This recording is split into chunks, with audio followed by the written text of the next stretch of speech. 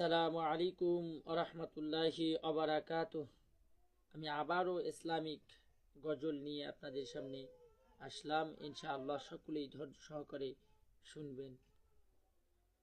আল্লাহ, ও গো আল্লাহ,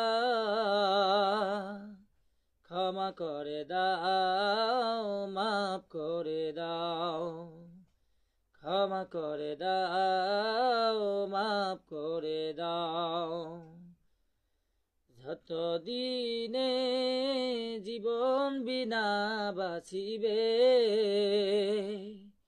সুপথে চলাও, মাফ করে দাও, সুপথে চলাও, মাফ করে দাও। আল্লাহ, ও গো আল্লাহ, ক্ষমা করে দাও।